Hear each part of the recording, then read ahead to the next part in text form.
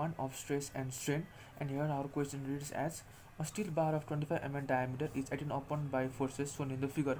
Determine the total extension of the bar. Take Young's modulus of elasticity E equals to 2 into 10 to the power 5 Newton per m square. So as you can see here in the figure, we have given a steel bar which consists of three sections, 1, 2, and 3, and a number of multiple forces are acting on this steel bar.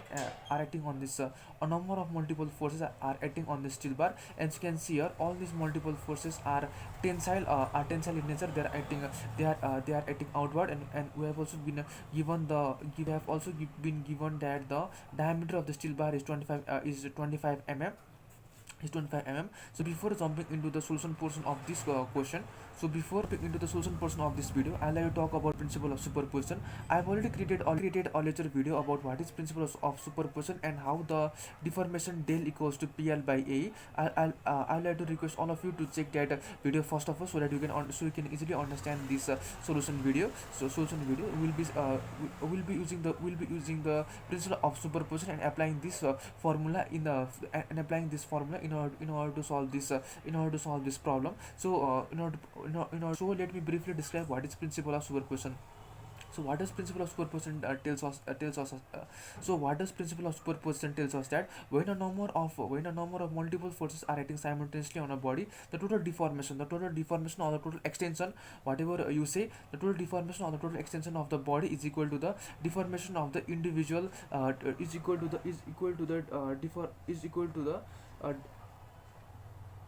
the deformation caused by individual forces. So what does principle of superposition tells us for this bar is that the total extension of the bar is equal to the extension caused by this 60 kN force plus the extension caused by this 10 kN force plus the extension caused by this 20 kN force plus the extension caused by this 50 kN extension caused by this 50 kN force. So as you can see here, we have divided the steel bar into three sections of portion A, B, BC, and CD, each of 25 mm diameter, and the 25 mm diameter, and the length of AB portion is 1.5 meter, the length of BC portion is 1 meter, and the length of CD portion is 2 meter. So firstly, in order to solve this problem, what we'll be doing is we'll be checking for equilibrium. And in order to check for equilibrium, what we'll be simply doing is we'll take sum of horizontal forces, and if the sum of horizontal forces equals to 0, then the body is said to be in then the body or this bar is said to be in equilibrium. So as you can is said to be in equilibrium. So what we'll be doing is this we'll be adding all the forces acting on this bar: 60, 10, 20, and 50. But as you can see here, 60 kilonewton and 20 kilonewton are acting in the left, and 20 kilonewton and 50 kilonewton are acting in the right. So what you can do is you can take the forces acting in left as positive or negative, as positive or negative, whatever is your choice. But if you take the forces acting in left as positive, you need to take the forces acting in right as negative, or vice versa, negative, positive. But whatever you take, make sure you follow the same sign convention throughout the video. So here I'll be taking the forces acting in left as positive and the forces acting in right as negative. So what I get is 60 plus 10 minus 20 minus 50. So this gives me 70 minus 70, which is equal to 0. So from this, what I can verify is that this steel bar is in equilibrium. Is in equilibrium. So from this, as you can say, is that from this we can say that is that this whole steel bar is in equilibrium. Since this whole steel bar is in equilibrium, all these portions 1, 2, and 3, which makes this steel bar are also in equilibrium. Now so let me are also in equilibrium now. We'll be solving this each sections individually. So let me draw section 1 first of all. This is section 1, this is section 2, and this is section 3.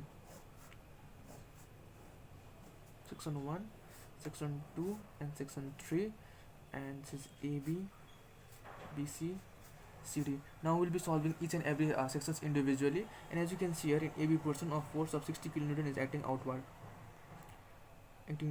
acting outward. So in order to maintain this block or this portion AB or this portion 1, this section 1 in equilibrium, what needs to happen is equal and opposite force of 60 kilonewton must act in this direction.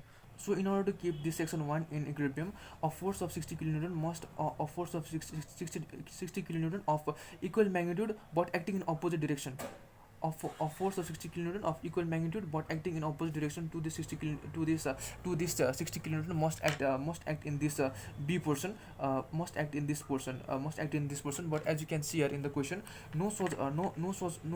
but as you can see here in B portion, no such forces act in this portion. So we assume a force of 60 kilonewton to act in this way. We assume a force of 60 kilonewton to be assuming outward from B portion, but we cannot imagine imagine any forces in such a way. We need to imagine. We also need to imagine another force of 60 kilonewton acting in opposite direction or to this 60 kilonewton.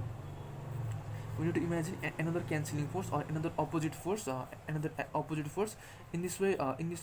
There are these are two equal and opposite cancelling forces. So in this and then only we can suppose a force of 60 kilonewton to act in this B portion. Similarly, then we'll move on to D portion. As you can see here, a 50 kilonewton force is acting downward. So to remain this section 3 or this block 3 in equilibrium, of force of 50 kilonewton must be acting in opposite direction. But as you can clearly see here, no any such forces exist. So we imagine a force of 50 kilonewton at portion C to act outward. But similarly as in B portion, we cannot imagine such forces randomly. So we imagine another force of 50 kilonewton acting in opposite direction, acting in opposite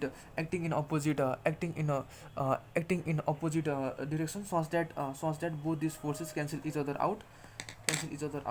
Now our portion 1 and 3 both are in equilibrium. Now for portion 2, what we simply do is we write all the remaining we simply note down all the remaining forces. So as you can see here in portion B, this 60 kilonewton force has already been used here. So remaining forces are this 60 kilonewton and this 10 kilonewton. So a force of 60 kilonewton acting outward and a force of 10 kilonewton.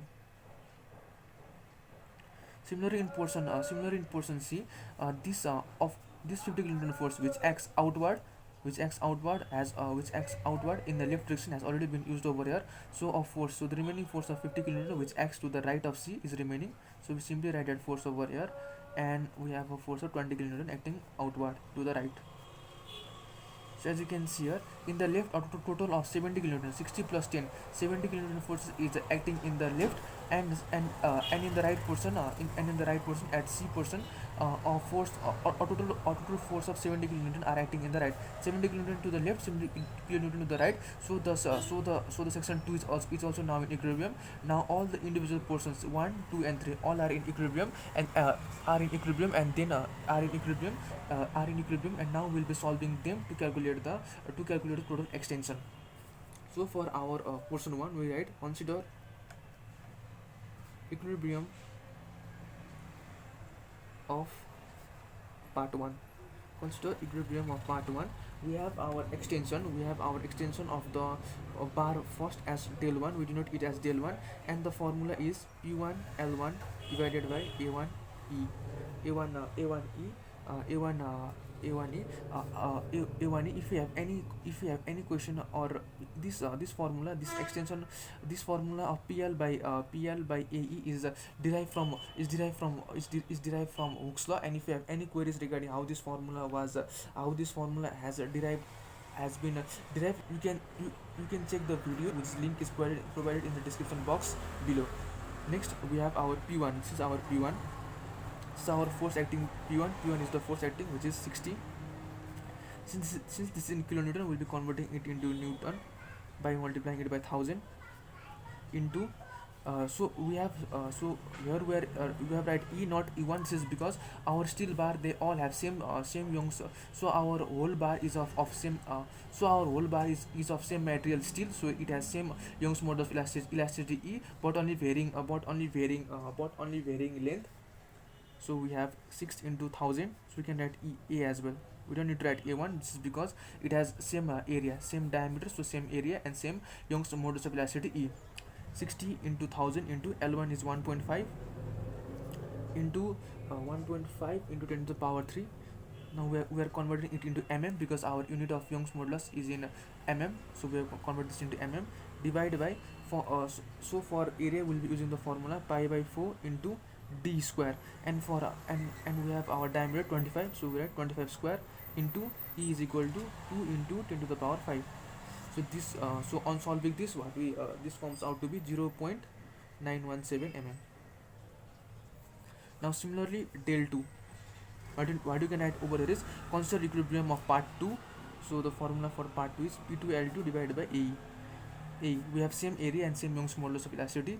Our P2 is 60 plus 10 is 70. You can see in the portion B or in the portion B, 60 plus 10 or 50 plus 20, it is 70. 70 kilonewton into 1000 into 1 meter, 1 into 10 to the power 3 divided by pi by 4 into d square.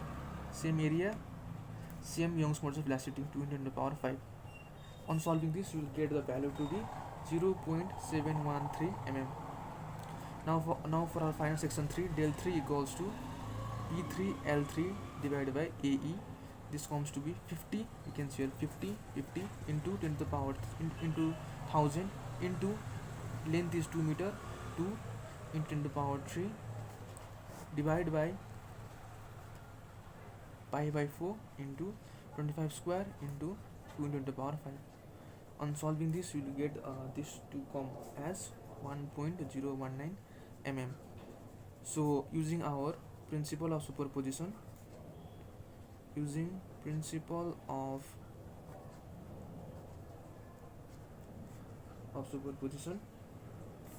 total extension of the bar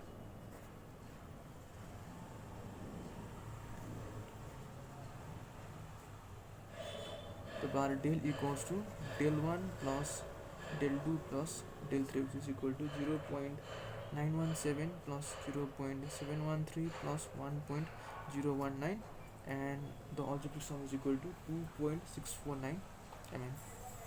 So in this way we'll be solving such problems. If you have any queries, you can comment down in the comment box below. I will be creating more similar videos in the future. So if you like the video and if you enjoyed our content, do subscribe the channel. Thank you.